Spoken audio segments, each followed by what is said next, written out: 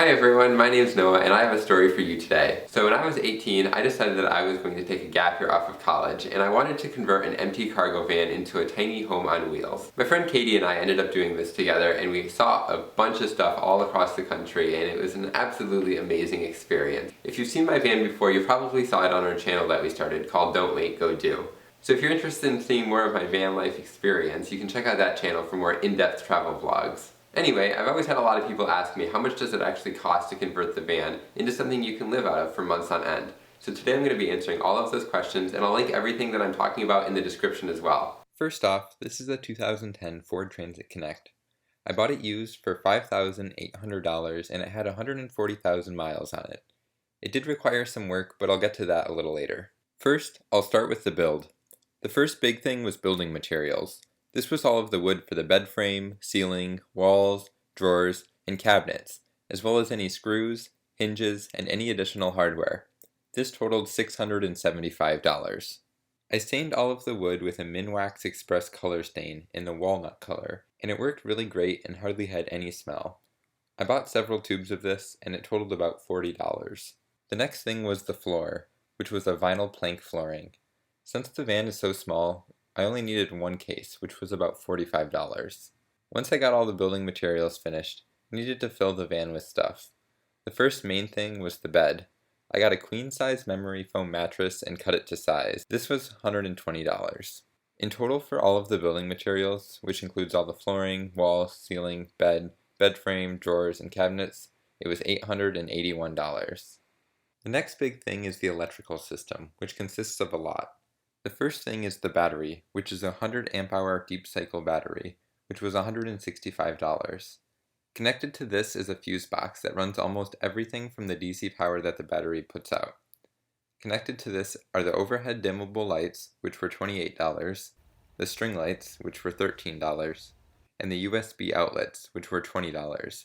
These three things run through a triple switch, which was $15.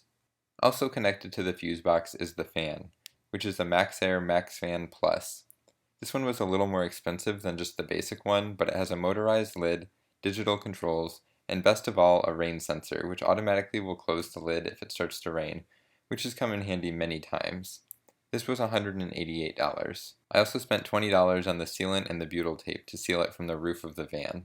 The only thing that is not running on the DC fuse box is the fridge, which is a standard mini fridge plugged into a power inverter, which is directly wired onto the battery.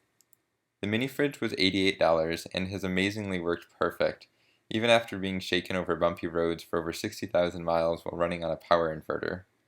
The power inverter is a 1,000 watt power inverter, which was $60 and primarily runs the fridge, but it's also nice to have an AC outlet in case I need to charge my computer or something. The entire thing is charged from the car running, which works by an isolator that only allows the battery to charge when the car is running. This was $80. There's a 4-gauge wire that runs from the car battery to the deep cycle battery with 2 fuses on each end, which was $33.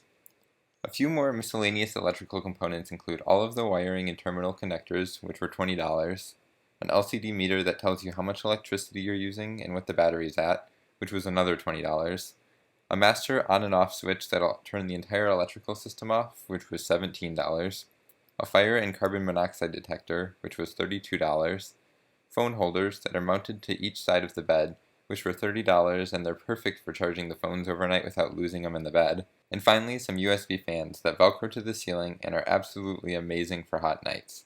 These were $28. In total, the electrical system was just about $900. Next up is the kitchen. First, there are 2 water containers, one for fresh water and one for wastewater. They were $36 for both of them. The fresh water is pumped up by a $25 12-volt water pump, which is also wired into that fuse box, and it pumps the water into a water filter, which was $30. Then it comes out of the faucet, which was $34. I originally had a hand pump faucet, but it started to leak, so I replaced it with this one. Then after that, it goes into the plastic sink bowl, which was $32, and drains into the wastewater container. For all of the tubing, it was another $35. On the other side of this white countertop, which was $23, there's a propane stove, which was $30. This just sits on top of the counter on a heat-proof pad, and the propane tank stores below. Above is the paper towel holder, which was $10. as well as the hand towel holder, which is actually just a toilet paper holder, which is mounted on the side of the counter. This was $6. This isn't necessarily a van build item, but I got these seasoning shakers that have a screw-on lid and are absolutely perfect for traveling since the seasonings don't go everywhere. In total, the kitchen area cost was $276. A few more miscellaneous things for inside the van include curtains for all the windows, which were $60, some clothes organizers for easy sorting in the back, which were $11, and a new stereo and speakers, which were $320 since the original stereo system was awful. The other thing is a Ford keypad that allows you to unlock your doors. This was $70 and worth every penny. It's so nice to be able to leave your keys in the van and not have to worry about losing them whenever you're hiking or whatever. As for the vehicle itself, like I said earlier, it did require some work. It initially needed new brakes, fluids, tire balancing, an alignment, and a new motor mount. This ended up being $990 on initial work to the vehicle. Since I've owned it, I've had to replace the spark plugs, a gasket in the engine, a wheel bearing, a water pump, brakes again, and new tires. This was an additional $1,975 in additional repairs since I've owned the vehicle. Now, to add it all up, the total renovation cost was $2,518. This included everything to turn an empty cargo van into a home on wheels. The vehicle itself and all of the mechanical repairs I've done to it total $8,765. Therefore, the total cost of a converted Transit Connect cargo van was $11,283. I've had so many people tell me that I'm lucky that I get to travel, or that they don't have the money to do so. But when you really look at it, it's not that expensive at all in comparison. Almost all new vehicles would definitely cost more than $11,000, not to mention they definitely wouldn't include a house in the back. One of the main reasons I made this video was to show people that it's not that unreasonable of a thing to do. This vehicle has been amazing, and while it is a bit small compared to the full-size vans, it's still amazing what you can fit into a Transit Connect.